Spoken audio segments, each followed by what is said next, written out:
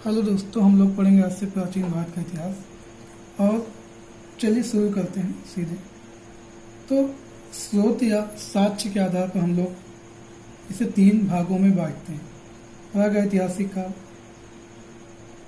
प्रागैतिहासिक काल,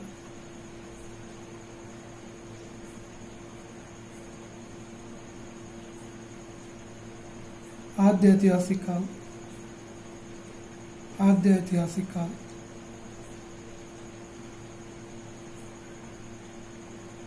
और तीसरा है ऐतिहासिक काल।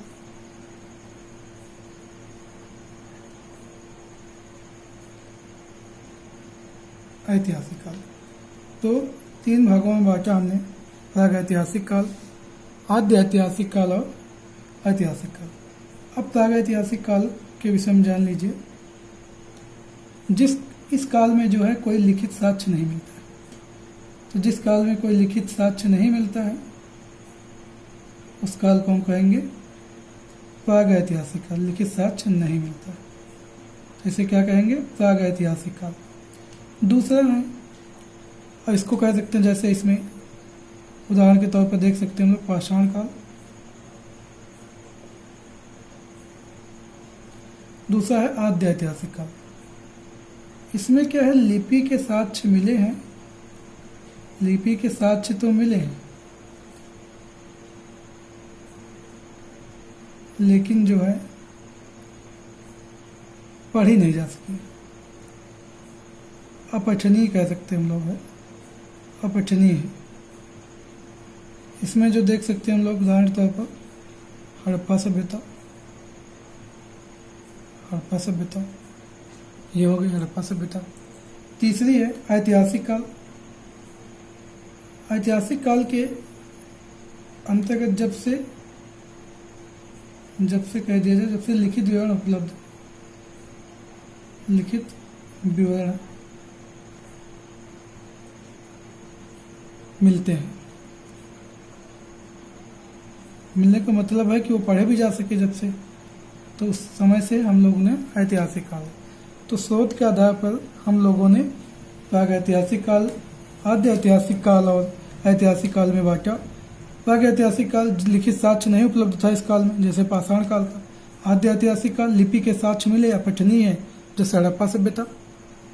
ऐतिहासिक काल जब से लिखित साक्ष्य मिलते हैं तब से ऐतिहासिक काल। तो प्रागैतिहासिक काल के अंतर्गत हमने बताया कि पाषाणकालीन सभ्यता हो गई। आद्य ऐतिहासिक काल के अंतर्गत सिंधु घाटी सभ्यता हो गई। सिंधु घाटी सभ्यता, वैदिक सभ्यता इसमें आ सकती है, वैदिक सभ्यता भी इसी के अंतर्गत आ जाती है, वैदिक सभ्यता। और वैदिक सभ्यता के बाद 6ठी शताब्दी ईसा पूर्व से शुरू होता है किसका काल? ऐतिहासिक काल। इसका हम कह सकते हैं उदाहरण के 6ठी शताब्दी ईसा पूर्व से।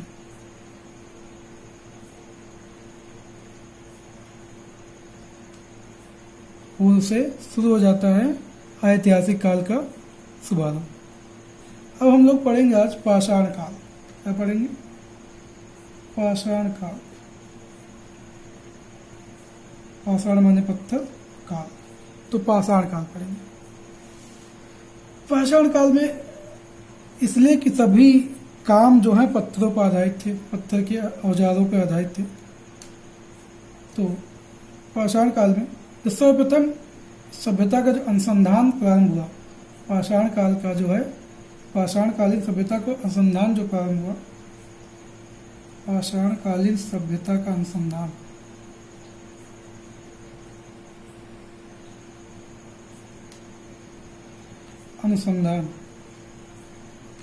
सबसे पहले शुरू हुआ कब? भारत में। जो भारत में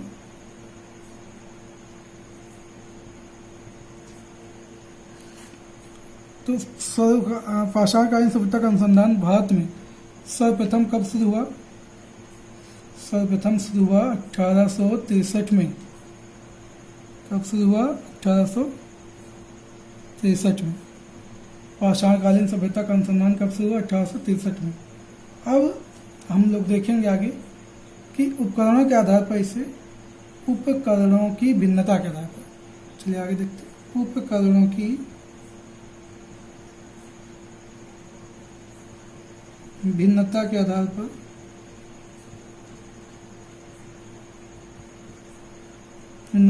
जो पाषाण काल है, पाषाण काल, इसको हम 3 भागों में बांट लेते हैं। 3 भागों में कौन कौन से? पूरा पाषाण काल,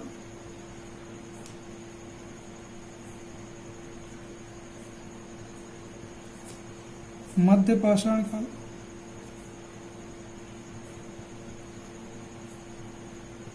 और नवपाषाण काल।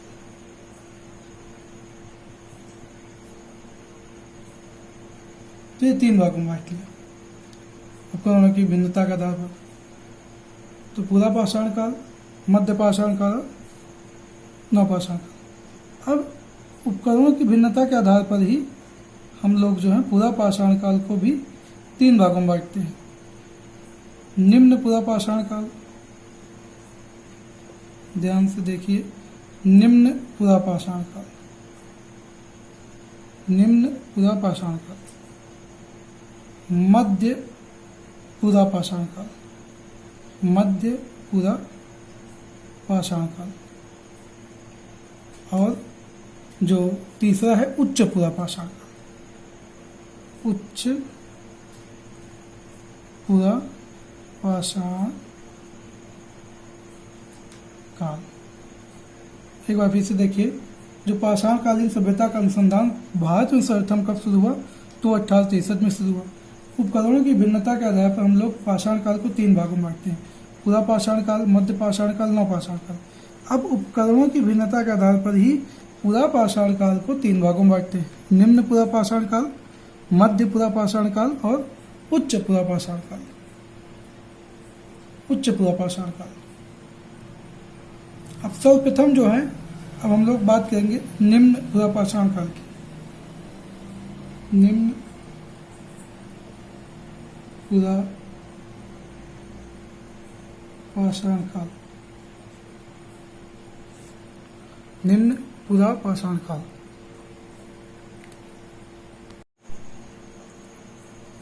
देखेंगे आगे पूरा पाषाण काल।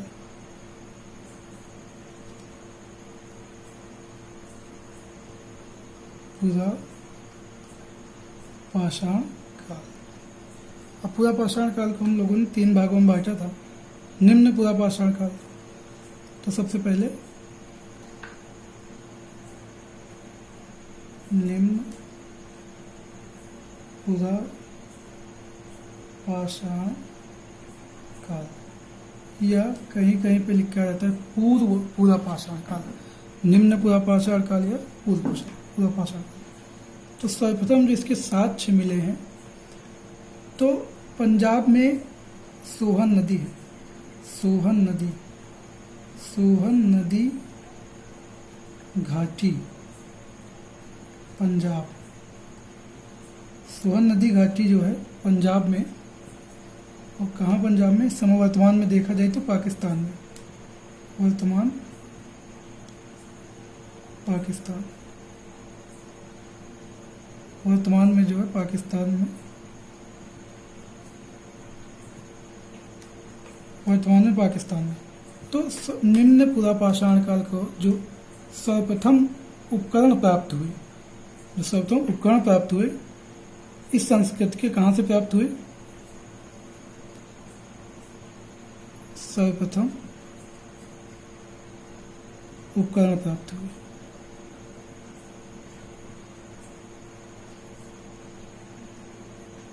अब ये सोहन नदी घाटी से प्राप्त हुए। तो सोहन नदी घाटी से प्राप्त होने की वजह से सोहन नदी संस्कृत भी कहा जाता है। लेकिन जो उपकरण प्राप्त हुए, कौन कौन से प्राप्त हुए? यहाँ से जो उपकरण मिले, चापर, ये एक उपकरण मिला, दूसरा मिला चापिंग, और तीसरा मिला पेबुल, तीसरा मिला पेबुल। ये 3 उपकरण मिले, चापर, चापिंग, पेबुल। तो इन्हीं के नाम पर इनको क्या रख दिया गया? इस संस्कृत का नाम रख दिया गया चापर चापिंग पेबुल संस्कृति, चापर चापिंग पेबुल संस्कृति। तो सोहन नदी घाटी पंजाब में सर्वप्रथम इस संस्कृत के उपकरण प्राप्त हुए। निम्न पुराप्राचारकालीन उपकरण सर्वप्रथम प्राप्त हुए सोहन नदी घाटी वर्तमान पंजाब से, वर्तमान पाकिस्तान से। तो इस जो यहाँ से जो मिले चापर चापिंग पेबुल ये उपकरण प्राप्त हुए, तो इनके नाम पर इसको रख दिया गया चापर चापिंग पेबुल संस्कृत। अब इन उपकरणों के विषय में थोड़ा बताएं कैसे उपकरण थे। तो चापर चापिंग पेबुल संस्कृत, तो ये उपकरण मिले। दूसरे प्रकार के जो उपकरण मिले, दूसरा ये तो एक संस्कृति हो गई। दूसरे उपकरण मिले हैंडएक्स, दूसरा उपकरण मिला इसमें हैंडएक्स उपकरण मिले, तो इसको हैंडएक्स संस्कृति कहा गया। हैंडएक्स संस्कृति, हैंडएक्स हिंदी में इसको कुल्हाड़ी कहते हैं, हैंडएक्स। तो सबसे पहले ऊपर देखते हैं चापर चापिंग पेबुल। देखो ये पेबुल जो था ये सब पत्थर के उपकरण थे। तो जो पेबुल था ये पत्थर के टुकड़े थे, और ऐसे टुकड़े थे जिनके किनारे जो हैं पानी में रगड़ खा करके चिकने हो गए थे, चिकने सपाट हो गए थे। छोटे थे, पानी में रगड़ खा करके चिकने और सपाट हो गए थे पत्थर के टुकड़े, ये थे पेबुल। ये गोल मटोल टाइप में हुआ करते थे, गोल मटोल टाइप में ये उपकरण गोल मटोल हुआ करते थे। वो पानी में रगड़ खा करके चिकने हो गए थे, इसके किनारे या नुकीले जैसे हो गए थे। अब चापर जो था ये बड़े आकार वाला पेबुल से बनाया जाता था। ये बड़े आकार का था, पेबुल से बनाया जाता था। एक तरफा धार होती थी, काटने के उपयोग में लाया जाता था। चापर जो है बड़ा आकार का था, इसी पेबुल से बनाया जाता था। एक तरफ धार होती थी और काटने के लिए उपयोग में लाया जाता था। चापिंग ये था दो धार वाला। चापिंग क्या था? दो धार वाला। चापिंग था दो धार वाला हथियार था। तो हो गए पेबुल, चापिंग, चापर हो गया। दूसरी जो संस्कृति मिली हैंडएक्स संस्कृति, दूसरी जो मिली हैंडएक्स संस्कृति। ये हैंडएक्स माने कुल्हाड़ी, हैंडएक्स माने कुल्हाड़ी। तो जो सर्वप्रथम इस संस्कृत के साक्ष्य मिले वो कहाँ से मिले? सर्वप्रथम इस संस्कृत के जो साक्ष्य मिले कहाँ से मिले? मद्रास के समीप एक स्थान है, मद्रास के समीप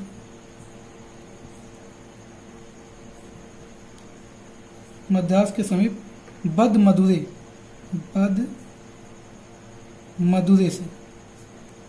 मदुरे से तथा वहीं एक स्थान और है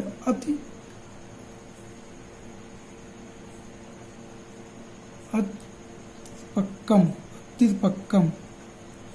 मद्रास के समीप बद मदुरे तथा अतिपक्कम से ये जो है हैंडएक्स संस्कृति के उपकरण प्राप्त किए गए। जो ये हैंडएक्स संस्कृति के उपकरण प्राप्त किए गए कहाँ से? सर्वप्रथम मद्रास के समीप बद मदुरे तथा अतिपक्कम से मिले, यहाँ से प्राप्त किए गए। इस संस्कृत के जैसे कुछ और उपकरण थे, जैसे इस संस्कृत में और कुछ उपकरण थे, जैसे क्लीवर। इस संस्कृत का कुछ और उपकरण थे जैसे क्लीवर।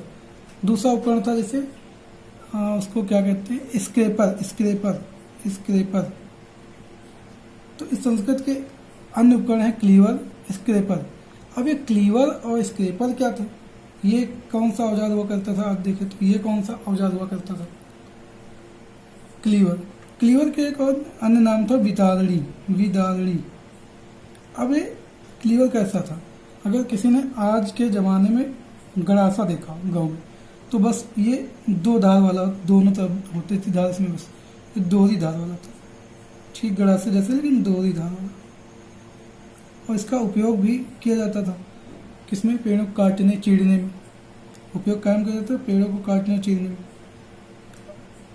को काटने और चीरने में ये बताने के लिए मकसद है कि याद है थोड़ा बस चीरने में, क्योंकि आधुनिक हथियारों से अगर तुलना कर पाएंगे तो आराम से याद आएगा।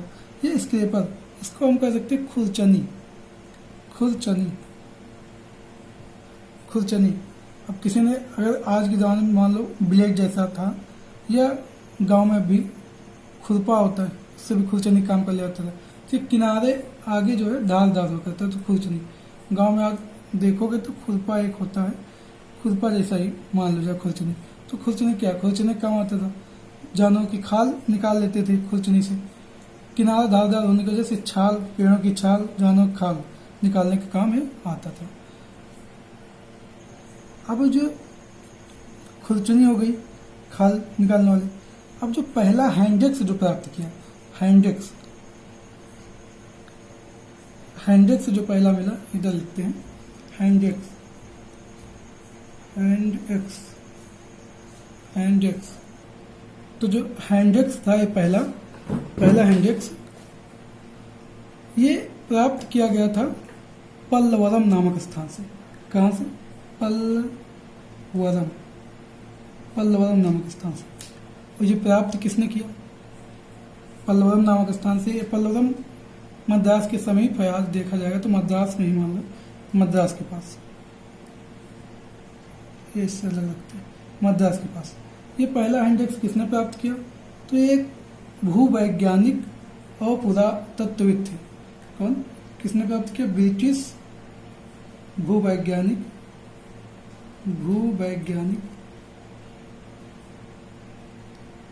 और पुरातत्वविद,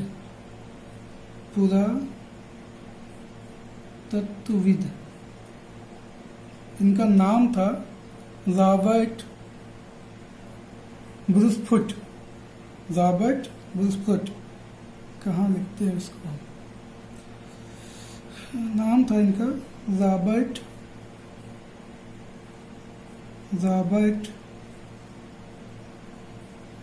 ब्रूसफुट। ये ब्रिटिश भूवैज्ञानिक एवं पुरातत्वविद थे, रॉबर्ट ब्रूसफुट। इन्हें जो है पहला हैंडेक्स जो मिला, इन्होंने खोज निकाला पहला हैंडेक्स पल्लवरम नामक स्थान से 1863 में। ये पहला हैंडेक्स खोज निकाला 1863 में पल्लवरम नामक स्थान से। इसके बाद इनके मित्र थे मद्रास के, पल्लवरम नामक इनके मित्र थे, उनका नाम था किंग। इन्होंने अतिपक्कम से उनके मित्र थे जो अतिपक्कम से, किंग। इन्हीं रॉबर्ट ब्रूसफुट के मित्र थे किंग। इन्होंने अतिपक्कम से पूर्व पाषाण काल के जो है उपकरण खोज निकाले। इन्होंने उपकरण खोजे, यहाँ उपकरण खोज निकाले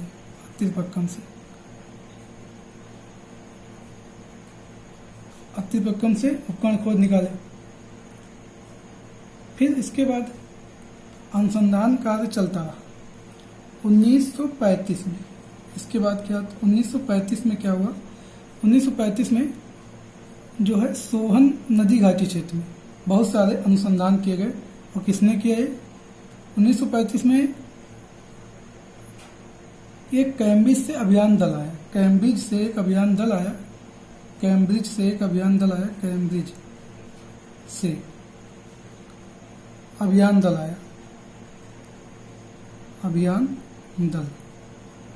से जो अभियान दल आया,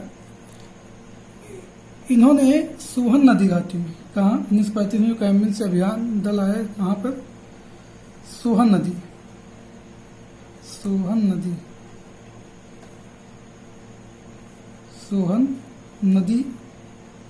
घाटी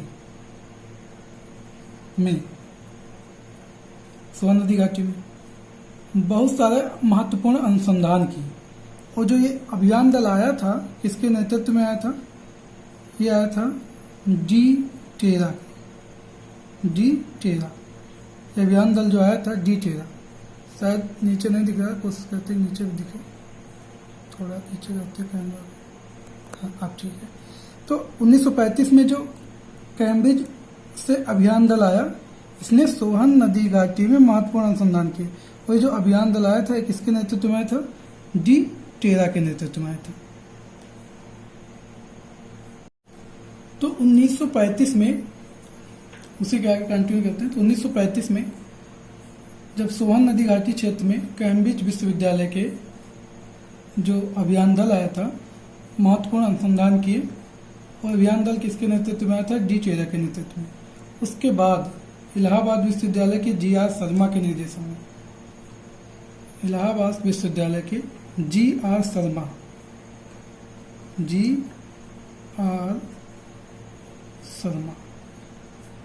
ये इलाहाबाद विश्वविद्यालय के थे, इनके निर्देशन में अनुसंधान किया गया।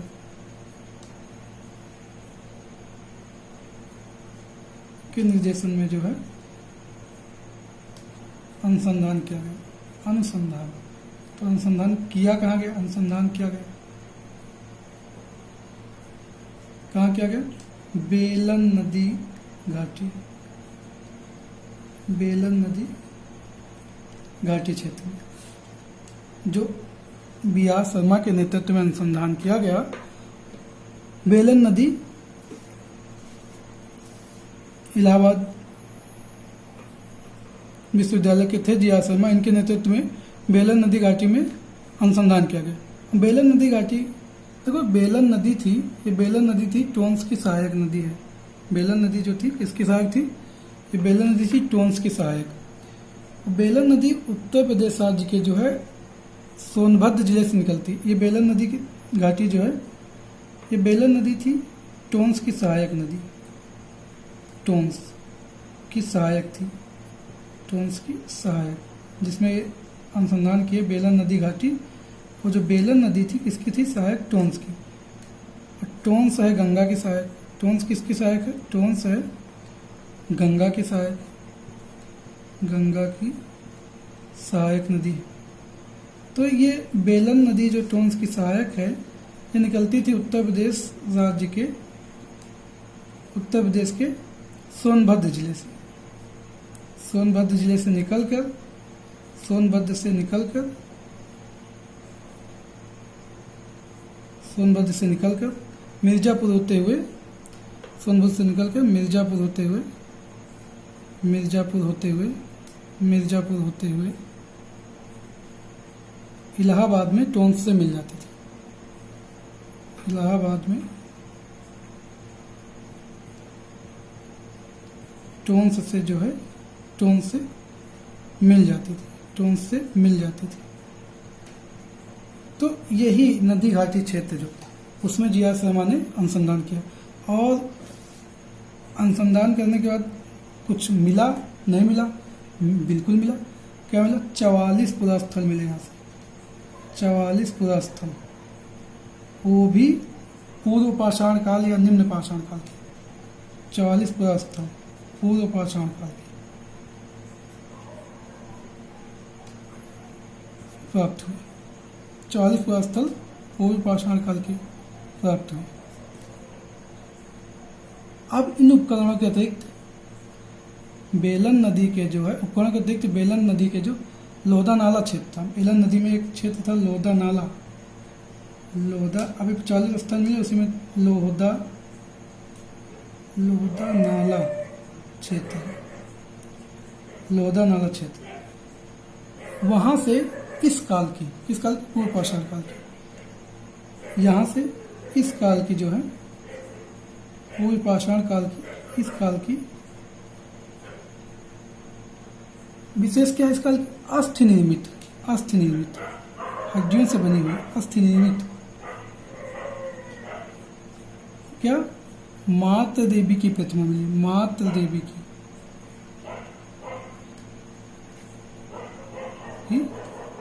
प्रतिमा मिली, प्रतिमा मिली।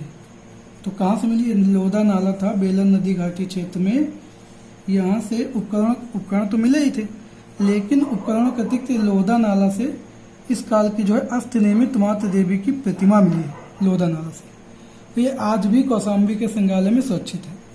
ये जो अस्थि निर्मित प्रतिमा है, ये कौशाम्बी के संग्रहालय में सुरक्षित है, कौशाम्बी के संग्रहालय में सुरक्षित है,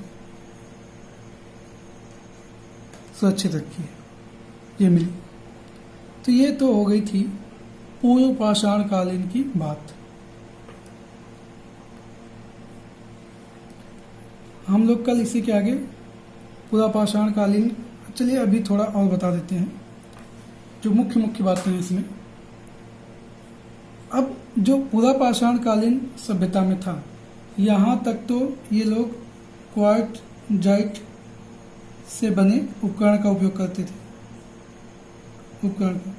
लेकिन जब मध्य पूरा पाषाण काल आया, मध्य पूरा पाषाण काल, इसके बाद हम लोग मध्य पूरा पाषाण काल पढ़ेंगे। तो मध्य पूरा पाषाण काल में चैस्पर और चर्च से बने, चैस्पर और चैट से बने उपकरणों का उपयोग होने लगा। जैस्पर और चैट से बने उपकरणों का उपयोग करने लगे। तो ये जो क्वार्टजाइट था पुरा पाषाण काल में, इसकी जगह पे जब मध्य पुरा पाषाण काल आया, मध्य पुरा पाषाण काल आया, जब मध्य पुरा पाषाण काल इसके बाद, तो मध्य पुरा पाषाण काल में, पुरा पाषाण काल में ये क्वार्टजाइट का उपयोग नहीं कर रहे थे। मध्य पुरा पाषाण काल में किसके उपयोग किए गए? जैस्पर, जैस्पर और चर्च। तो ये काफी चमकीली पत्थर हुआ करते थे, चमकीले पत्थर। ये जो है जैस्पर और जो चर्च थे, ये बहुत सारे चमकीले पत्थर हुआ करते थे। तो मध्य पुरा पाषाण काल को फलक संस्कृति भी कहा जाता है। मध्य पुरा पाषाण काल को फलक संस्कृति भी कहा जाता है। तो अब उपकरण क्या है कि बनेंगे जैस्पर और चर्च के पत्थरों से बनेंगे। तो मध्य पुरा पाषाण काल में जैस्पर और चर्च के जो बनाए गए, इस मध्य पुरा पाषाण काल में और बातें करने से पहले एक बात पुरा पाषाण काल के विषय में बता दें। अब ये पहले तो था सोहन नदी जो सबसे पहले मिले, सोहन नदी घाटी, चेबुल चापर संस्कृति के मिले थे जैसे पहले बताया। लेकिन अब यदि आता है तो अभी कुछ समय पहले जब, तो भारत में जो अब पूछा जाएगा, भारत में आरंभिक पुरा पाषाण काल का,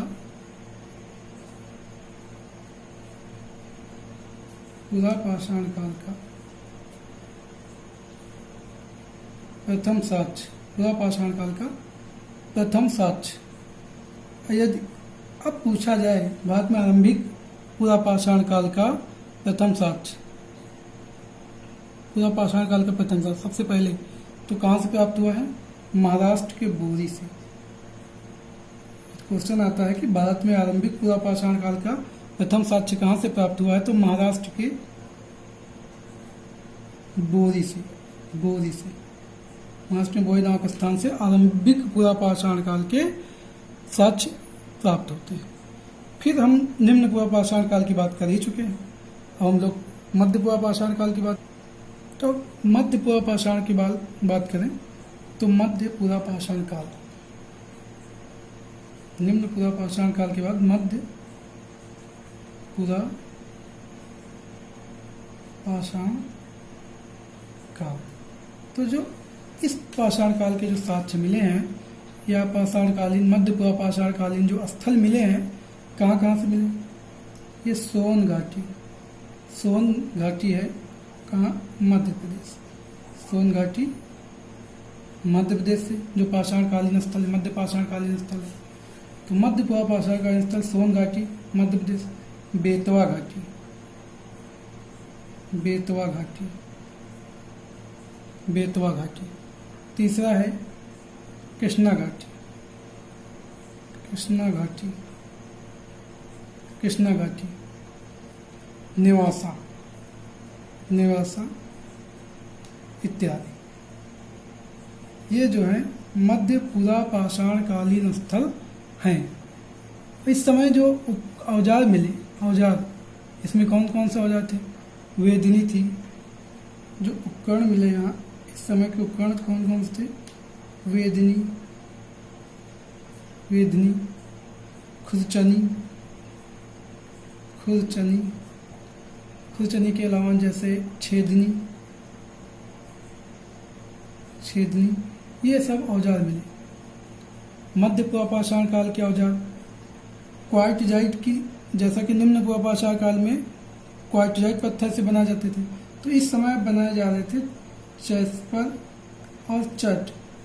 ये बहुत चमकीले पत्थर थे, तो चमकीले पत्थरों का उपयोग शुरू हो गया मध्य पुरा पाषाण काल में।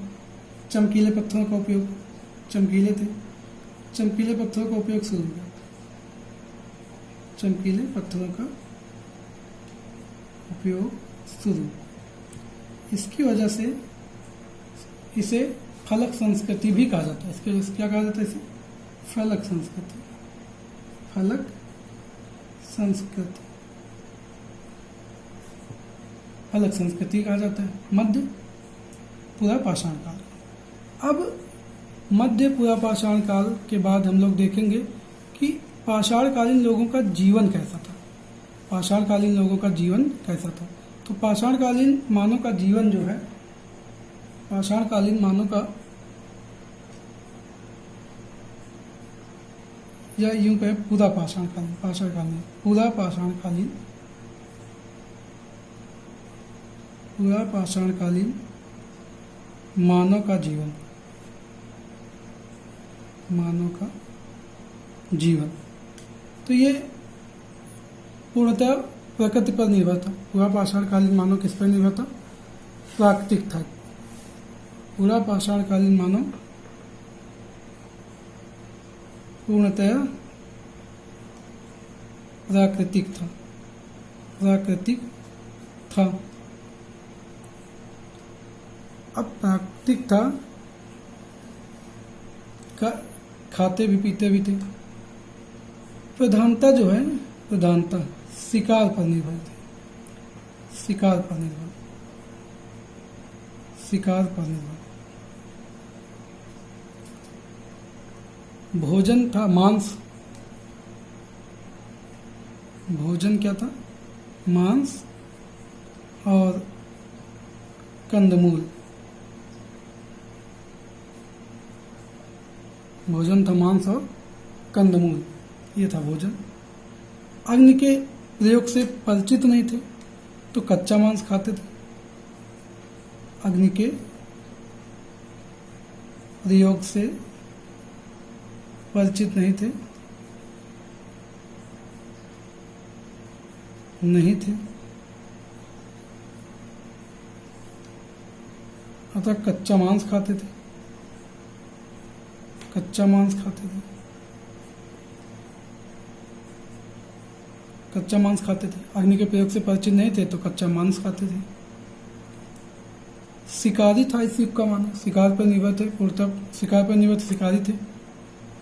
पशुपालन तथा कृषि का ज्ञान नहीं था, पशुपालन तथा कृषि का ज्ञान नहीं था।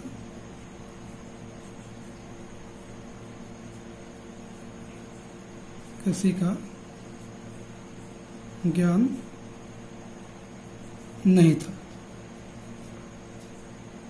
ये बात हो गई हमारी पूरा पाषाण कालीन की। हम लोग आगे पढ़ेंगे मध्य पाषाण काल।